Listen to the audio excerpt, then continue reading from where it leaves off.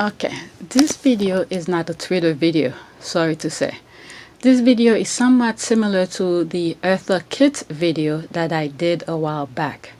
The Eartha Kitt video was my take on a video I saw, and I thought it was worth sharing, and I was hoping others could learn from it, at least from my perspective. So please keep in mind, there will be 3 videos. I'll be sharing some clips from them that might illustrate an issue I may raise based on my point of view. So check the description down below for these video links. At least you can watch them in their entirety. They are very good videos, I must say. So the other day I came across a YouTube video about a black German named Esther Anumu Fordham. She was born and grew up in Germany during Hitler's time. I was born in Hamburg, Germany in 1925, and I also have a sister who was born 5 years earlier. My father came from Togo, which was a German colony, and they lost the colonies in World War I. Her story was fascinating, and it prompted me to make this video, especially when I made the Adidas video and I point out why some African Americans love to wear Adidas sneakers that were made by 2 German brothers. Check the description for the link of that video as well. So Esther Anumu Fordham YouTube video also reminded me about the video that I made that I titled "He Was Taught, She Made Him Aware." That's about Harry and Meghan. I believe it was a tweet video, so somewhere in that video I must have discussed race relation in it. Tweet videos can have multiple topics. I've discussed these issues before on my channel. In any event, the purpose of this video is somewhat to not judge a book by its cover, but be mindful and aware of surrounding environment or issues that exist. In many of my videos, I've discussed race issues, obviously the Sussexes, how we should be mindful not to automatically judge a person because of the facade you see or what you assume a person might be due to what the media is saying. Rather, give time a chance to allow the person to illustrate or tell you who they are and what they stand for. When it comes to race relation, I always have a saying, quote, "Everyone has a starting point," close quote. Their understanding about race may not be as advanced as you might thought. This comes from where and how each individual grew up, who and what they were taught about other race, gender, and sex. Once a person realizes what was taught to them is not what they are experiencing, it will be difficult for them to automatically erase what they perceive to be their fundamental belief of things. I don't know if I'm making sense, but I hope it says something.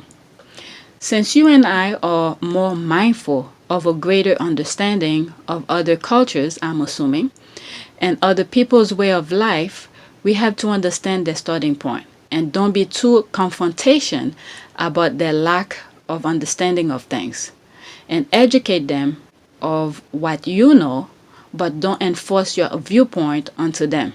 Be open-minded to correct them and understand their perspective on the issue. Okay. That was a little background of things, but let's get back to the point of this video. Alright. When we look at America or the UK, for instance, from the facade, we think they are the perfect nation, the ideal nation where life is perfect. There shouldn't be any race issues. Anyone living in these countries are living harmoniously.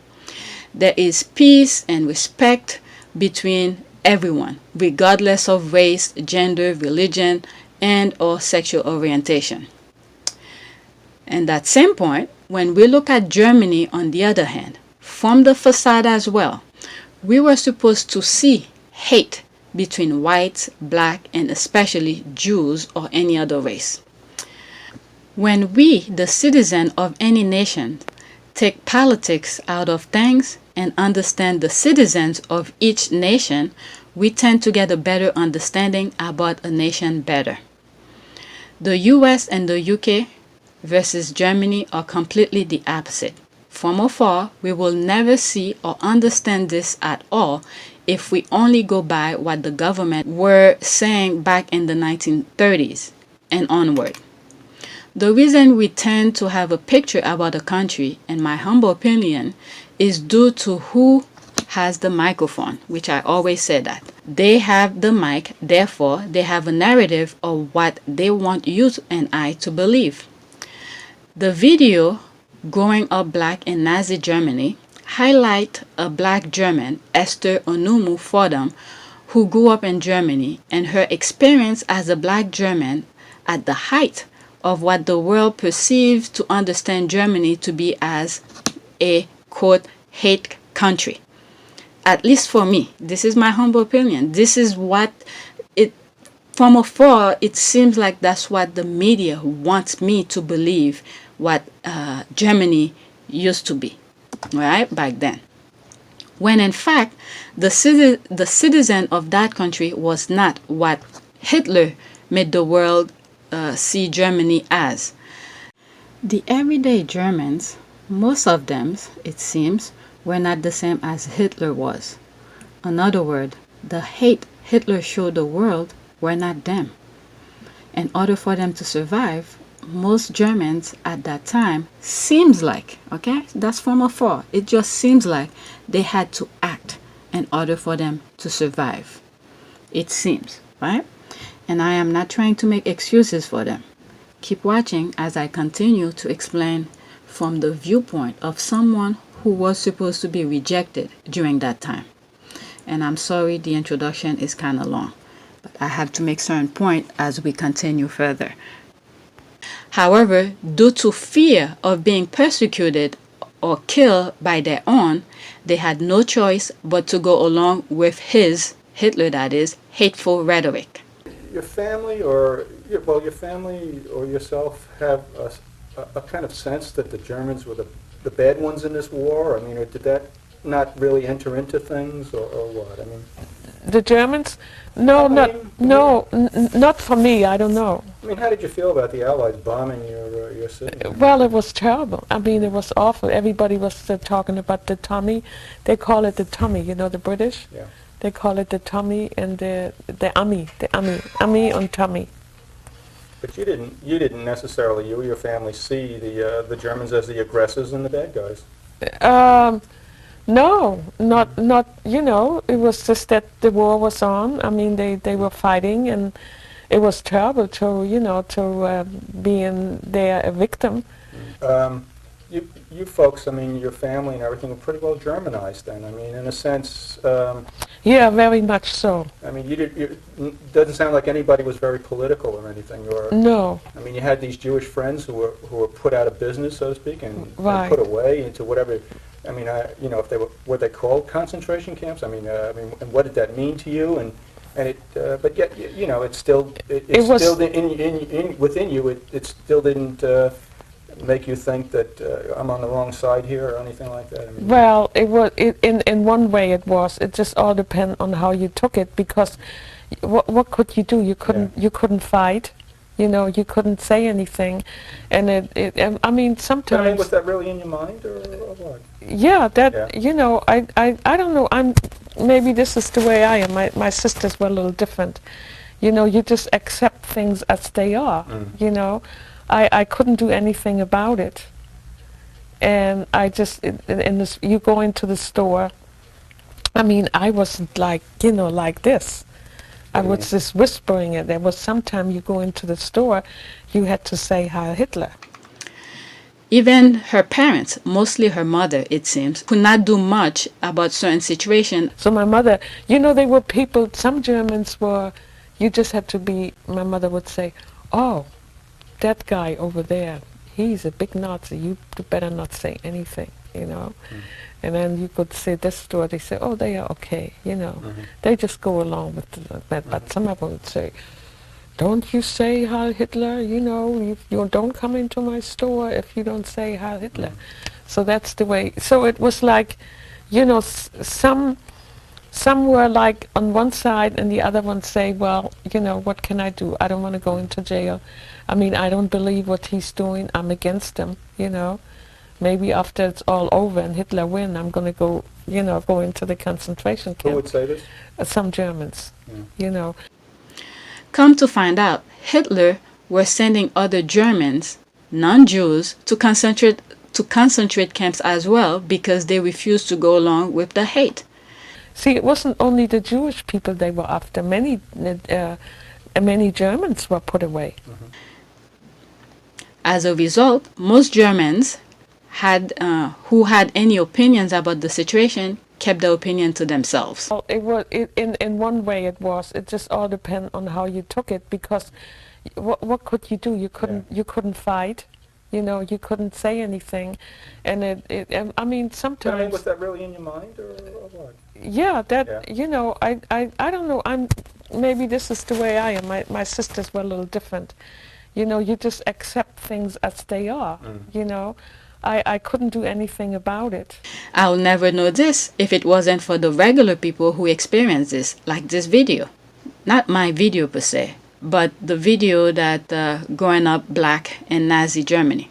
That video, because she grew up in it, she experienced it, she could tell from her experience. So that's what I mean by that. Okay? Please don't get me wrong here. With all the proof and evidence of what Hitler did to the Jews and the people who helped Hitler execute his horrific genocide of the Jews, I'm not trying to dismiss this part of Germany's history. We know what happened and the evidence of it still exists. And the same token, I must say, the new Germany try to fix their past.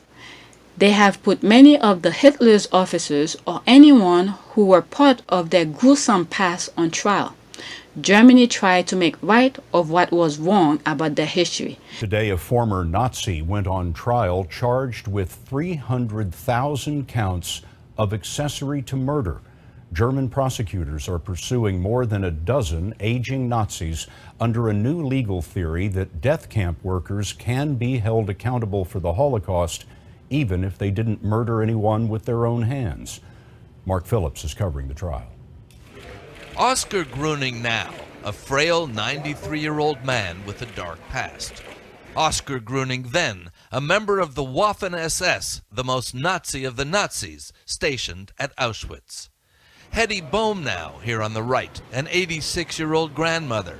Hetty Bohm then, a teenager deported to Auschwitz with more than 400,000 other Hungarian Jews, where the vast majority, including both her parents, were murdered. Oscar Gruning says he didn't directly kill anybody, that he was just a cog in the Nazi murder machine. But without cogs, machines don't run. Hetty Bohm will testify against him. I cried after my mom, and she heard me. The family were separated as the train carrying them and thousands of others arrived at Auschwitz. We just looked at each other, and she didn't say a word. Then I saw her turn and walk away. I didn't know at the time that that was the road that led to the crematoriums, to the gas chambers. Oscar Gruning's job was to collect the victims' valuables. He was the bookkeeper of death, the Auschwitz accountant.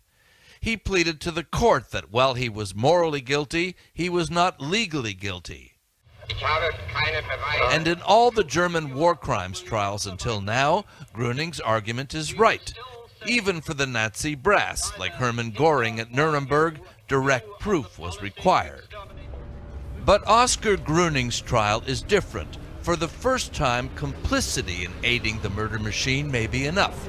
Hetty Bohm was in court and listened to Gruning's plea. So Oscar Gruning says he accepts a measure of moral guilt, but not yet legal guilt. Yes. Do you buy that?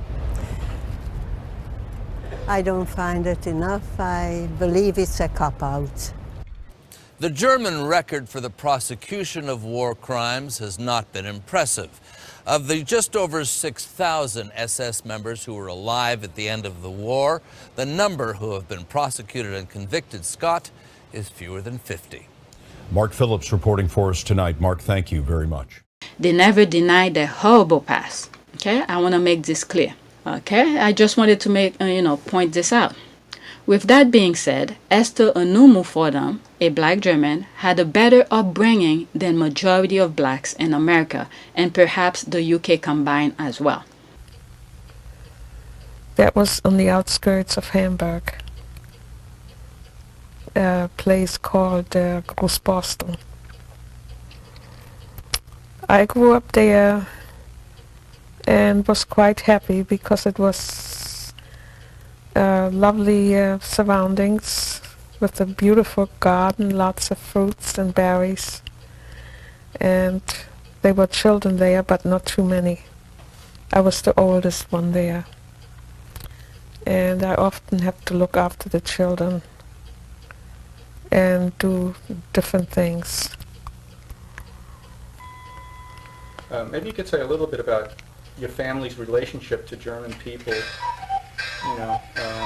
before or during this time. I mean, what their relations was with their neighbors, so to speak. Well, yeah, well, I can only say that, even my childhood, people were always looking, and many times we were admired because of our dark skin, but it was never in a malicious or vicious way. And I can only, say that I was always treated very well, and I had wonderful friends who always stood by me, and everywhere we went, it was just that people would look, but it wasn't in a mean way that they would.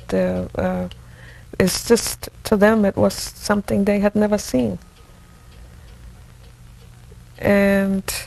But you weren't aware of much prejudice or anything like that from the Germans? No, I don't. I never experienced any prejudice. Not at all.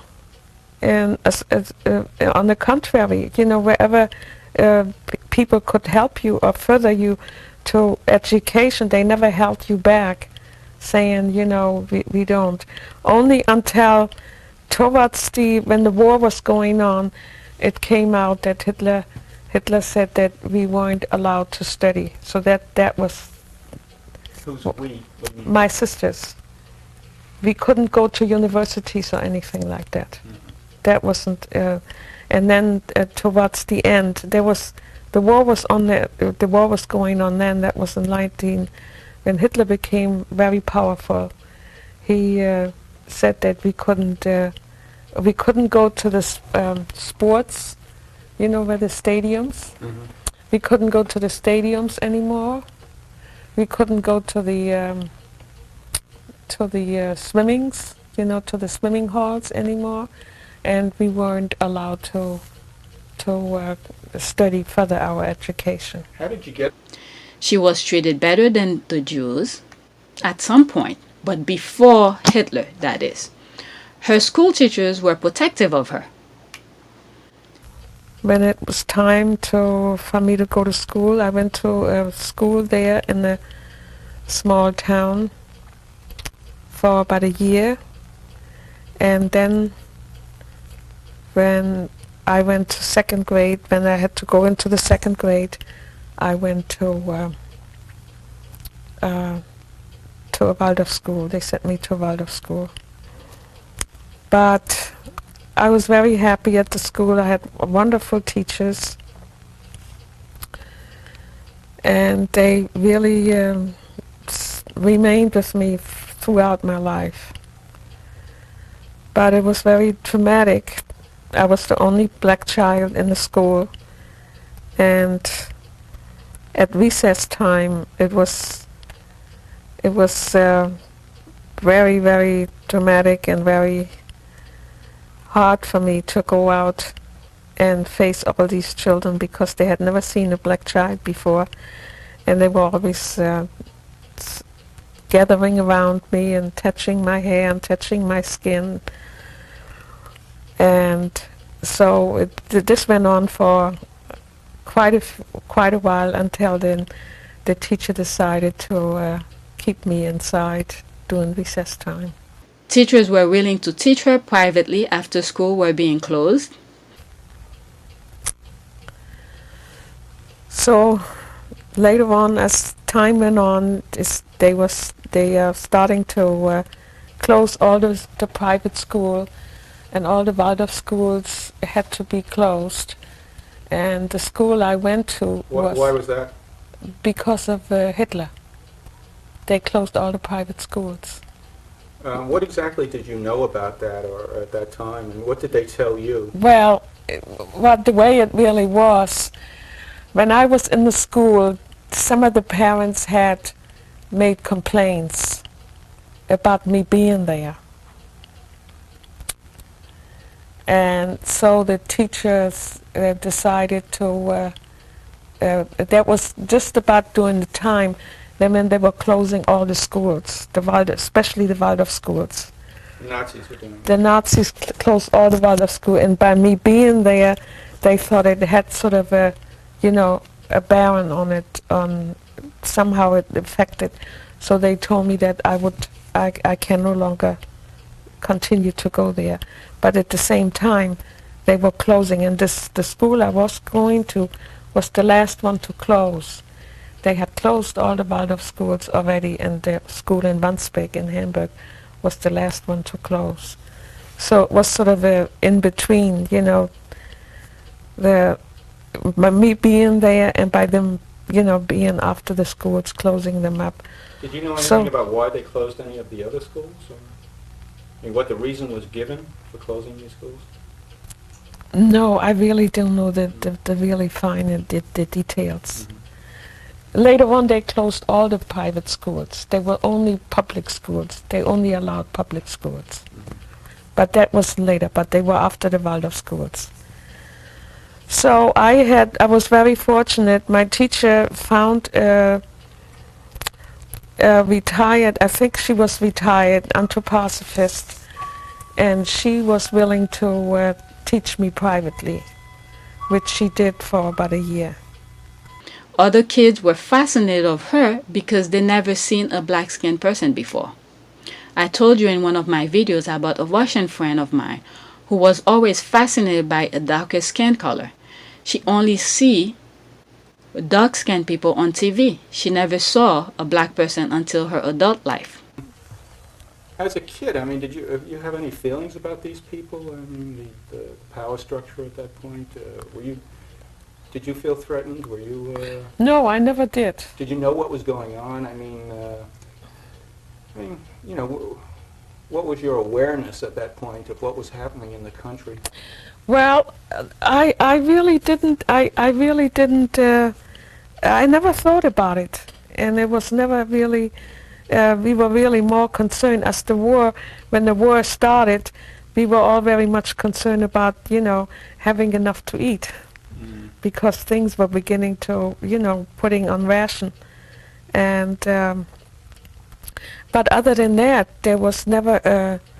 I never had any problems that people would say you can't do this or you can't come in here. For most of the Germans, we were dark skins, and there was always something special to them. Mm-hmm. Now, here's a sidetrack. Reason why Jews were persecuted.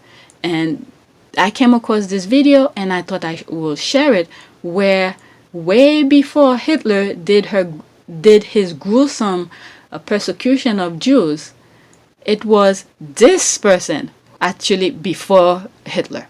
Okay, here's the clip. The main reason for the Jewish persecution in England around this time was that Edward had partially funded his campaigns with Jewish money in the shape of loans. This was because Christians were forbidden in the Bible to lend money. Therefore, one of the few sources of capital the king and the population could obtain was from the Jewish lenders. This is one of the root causes of anti-Semitism in Europe, as many Christians in England and throughout the continent were indebted to Jews, which made them increasingly unpopular, and is the root cause of the perception that Jewish people are good with money. Edward then, in 1275, banned Jews from selling expensive or high-interest loans to the population, which were known as usury, and then, 4 years later, had hundreds of Jews executed after they were accused of debasing or defacing the coinage by cutting off the edges from gold and silver coins, which was known as coin clipping. All of this then culminated in 1290, when Edward expelled Jews from England altogether and then seized their property and assets, which he then used to further fund his military campaigns. This money was needed, as another crisis then loomed, as Edward's near constant campaigning and heavy taxation eventually drove the English nobility and population to near revolt. The growing unrest and resentment occurred between 1297 and the time of his death, as Edward was engaged in conflict both against Scotland and on the continent around this time, which required more and more taxes, grants, and levies to sustain.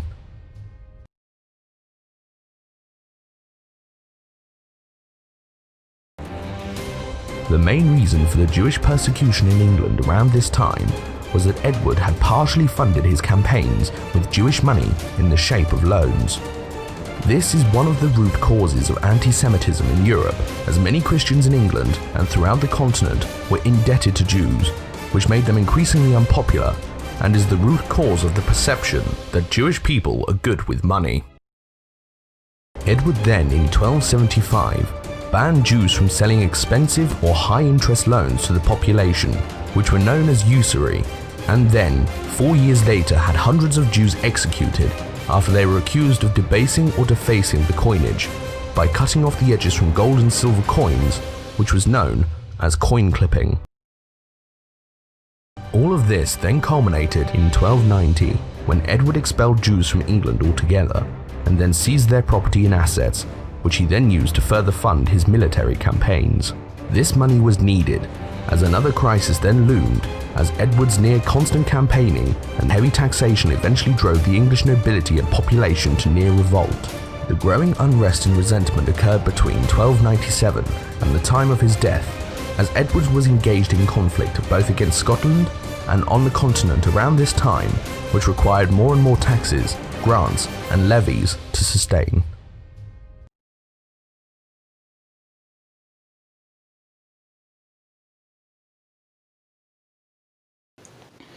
Alright, so that was a sidetrack. Also, after the war, it was recommended that other Germans whose houses were not bombed were supposed to take in other Germans, which is what happened to Miss Fordham's sister.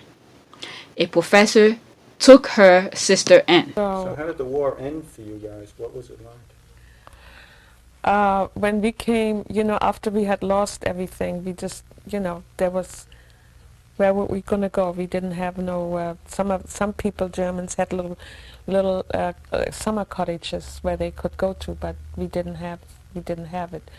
So we had friends in East Germany, Thüringen, and that's where we went. What's the name of the town? Thüringen, that's in East Germany, Thüringen. And in Mühlhausen, the town was Mühlhausen. So we stayed there. Now this is just my mother and I. My sister's already there somewhere on the other end there in Bavaria. Were you in touch with them at all? Later on. So we stayed there, and then, people, it was very strange, when you come into the places, the town, even Bavaria, where people didn't even know what was going on. They had their homes, everything was nice and clean and tidy and beautiful, polished. And here come the people who, all dirty, bombed out.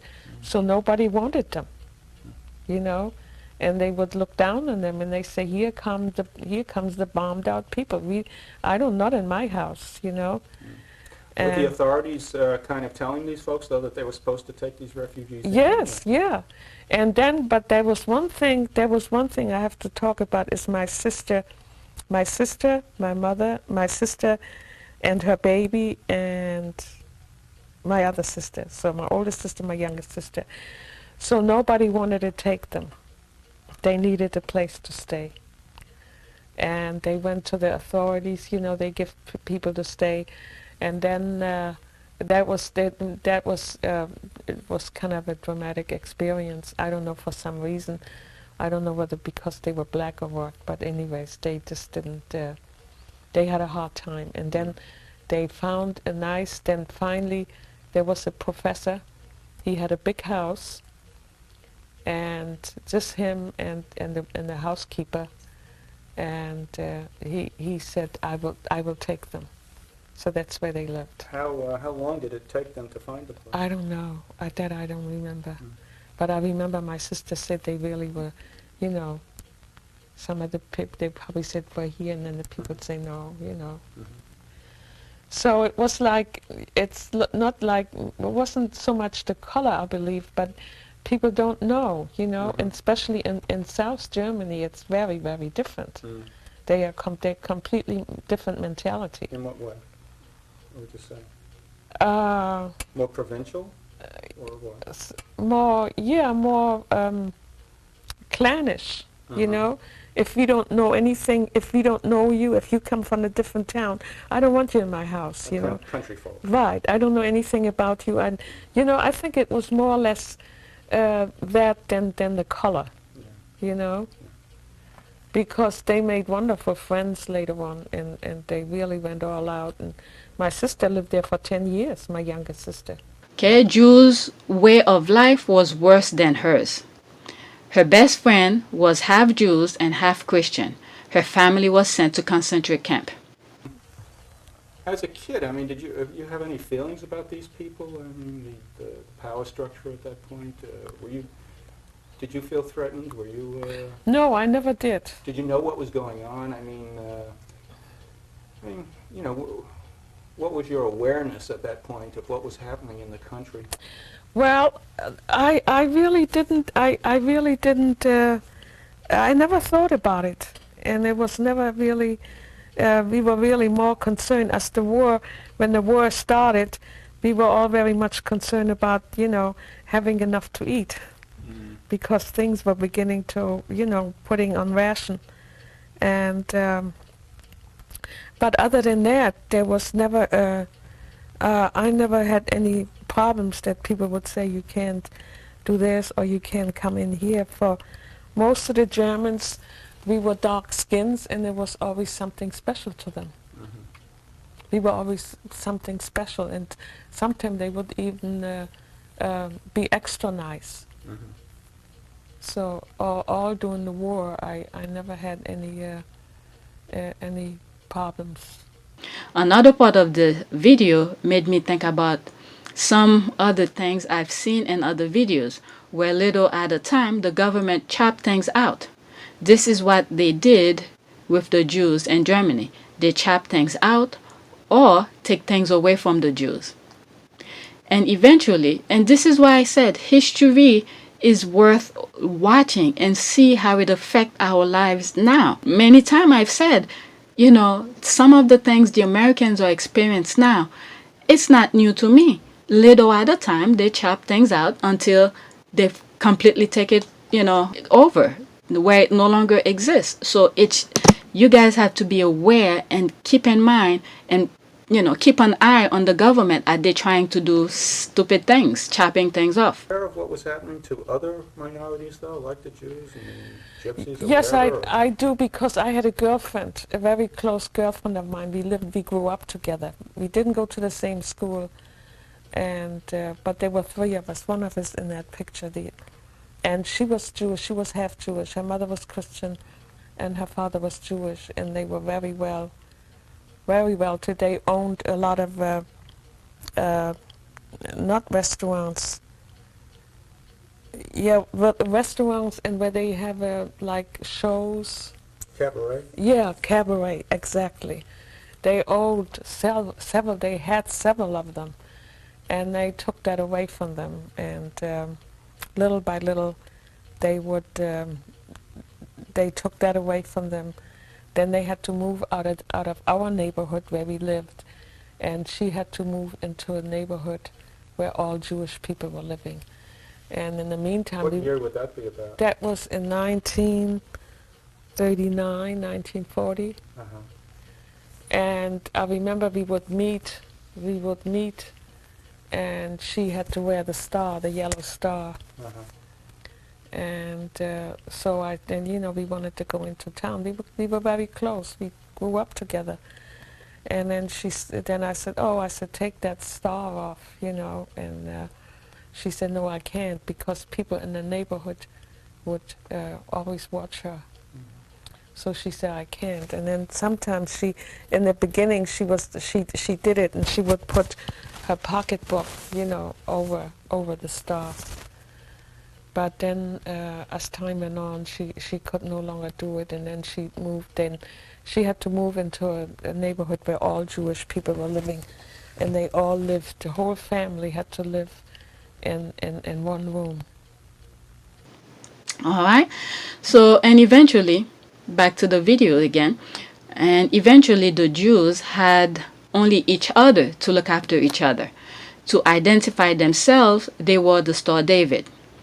And I've also seen this in the US, where mostly in Brooklyn, New York, where they pretty much stay within their community, even though surrounding there's other groups, but they still keep that sort of mindset to watch after each other and stuff like that. I've seen that without even knowing about this, but I've seen it, I've recognized. I sort of pay attention to certain things around me. So, I mean, I didn't grow up in Brooklyn, but when I drive by and I see them, the area is mostly Jews and stuff like that. So this, I'm aware of this. All right? That's how they reduced everything. Do you know what happened to them? Yeah, she went into a concentration camp. So they pretty much identified themselves by wearing the Star David. She also spoke, meaning Miss Fordham, she also spoke about her friend's brother was hidden from the Germans, and till this day, no one knows how they did it. Okay? And her brother, they hid him somewhere the whole time. Who hid him? My girlfriend's brother. They were twins. Yes, but who hid him? An aunt did. Should be a Christian aunt? Or I think she was a Christian aunt. Yeah. I think she was the aunt on her mother's side. I remember that she was a tall woman. She had a store. So throughout the war, this boy Throughout the war, I don't know her name. His name was Günther. I don't know where, not until this day. And even my girlfriend, she was always in touch with them later on, but after I came to the States. And they never revealed where they hid him. That's some scary thing. I just can't imagine how the Jews were feeling during that time. It is very scary to listen to it. You just don't know when somebody's gonna knock on your door and grab you. My goodness, this is crazy. I don't know if I said this before, but one part of the video that made me think about how some of us need to take certain steps or action even if we are living comfortably. The reason for this is we must think about our children instead of ourselves. When we see a situation is leading in the wrong direction, we must speak up and point the wrong out before it gets out of control. We must think about when we take on a certain fight. Sometimes we have to take on a fight because of our children. If we see something that makes us uncomfortable, we have to think, what will our kids feel when it's fully implemented on our children's children? So certain fight is worth more than just for yourself, but also your children and generations as well. Just like what America is facing right now, we see how many Republicans, black and white, are speaking up about our current situation. Republicans against Donald Trump. They have a YouTube channel. You guys could check them out and listen to some of them. Because Esther, the reason I'm saying that is because Esther Anumu, Fordham's parents, were living comfortably. Her parents, or her father only, never bothered to take the necessary step to become a natural citizen of Germany. Keep in mind, her father was living in Germany before Hitler took power, which means before Hitler took power, things were much easier for them in Germany. So during that time, her parents could have become a citizen, but they did not. All right. So because of Miss Fordham's parents' inaction to obtain a German citizenship, As a result, Miss Esther Anumu Fordham, she was stateless, meaning that Germany did not see her, did not recognize her as a German. Okay, so they had to go based on her parents' current situation, current, I guess, legal status. By the time Hitler took power, it was impossible to get a German citizenship paper.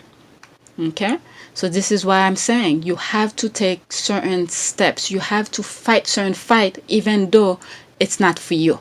There are certain fight is worth fighting for because of your children. So for us it was quite sad. And then another thing I also have to say that when maybe I shouldn't go back. See, we were stateless. And they branded us also. Even though we were born in Germany, I was born in Germany, my sisters, we were all born in Germany, but we were stateless because my father, when he came from Africa, he never became a natural, how did you say it? Naturalized citizen? He never became a naturalized citizen. Mm-hmm. And I don't know whether he would, I think at the time he would have been able to do it. And I think he was allowed to do it, but I'm not sure. But so that left us stateless, even though we were born in Germany. But when you are born in Germany, no matter, it's always, you are always what your parents are. If my father was stateless, he was not a German citizen. Mm-hmm. So we were stateless. And that made it very difficult for us. Because as we were on, they would always say, well, you're a stateless person. Mm-hmm. You're not a German, even though you're born in Germany. All in all, life in Germany for her as a black German was pretty good in comparison to African Americans and blacks Brits combined. She had friends that were Jewish. Her mother had her own antique business. During the war, they lost everything. Other than that, you could go any place you would like to go. Nobody would say you can't come in here or come in there. Mm-hmm. And what was your mother doing at this point to support your family? She had the store. She had the store for about 30 years. Did you say exactly what kind of a store this was? Well, it was antique and second, it was a combined. Antiques and... It was, yeah, but it was more antiques than anything else. You mentioned... the name of the store was Fundgrube. What does that mean? Found a treasure. Uh-huh. Found treasure. And she ran this business on her own? Well, no, she and her friend did. Uh-huh. She didn't do it all by herself.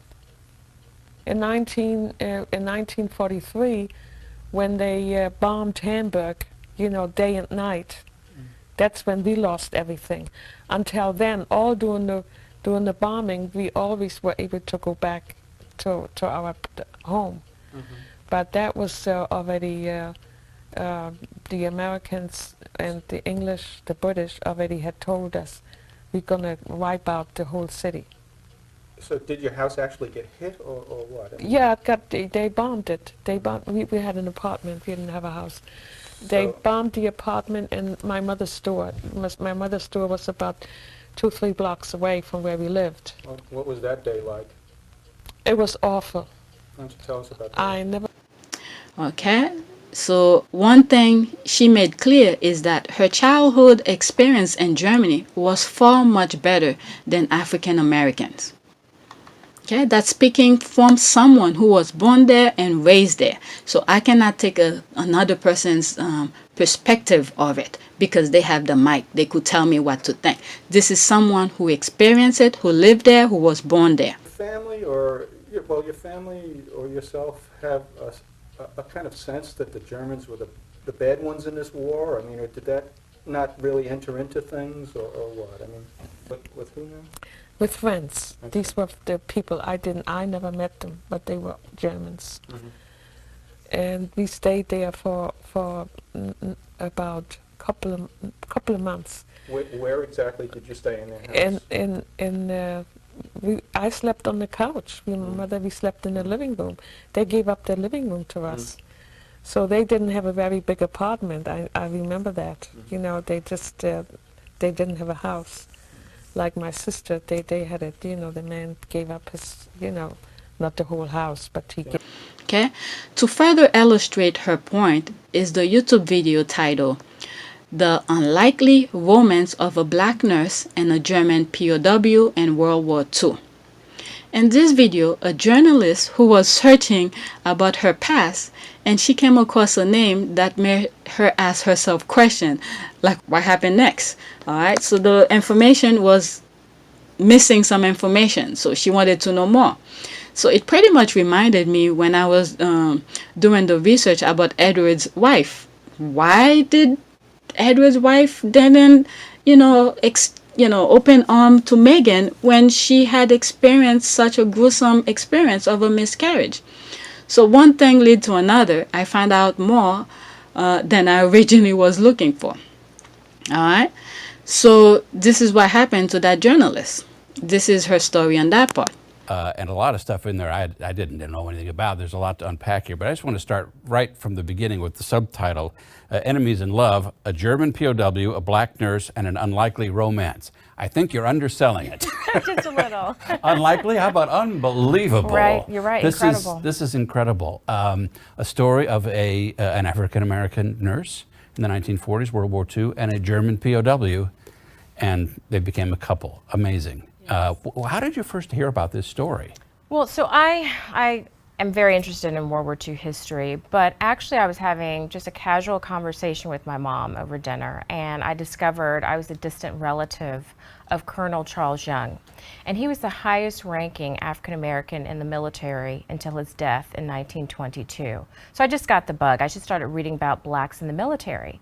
So I stumbled across this book called G.I. Nightingales, and it was all about the Army Nurse Corps in World War II, and there was a brief chapter on black women who served, and I didn't know that. I knew about the WACs, but I didn't know they were in the Army Nurse Corps. And apparently this author sent out a questionnaire to black nurses.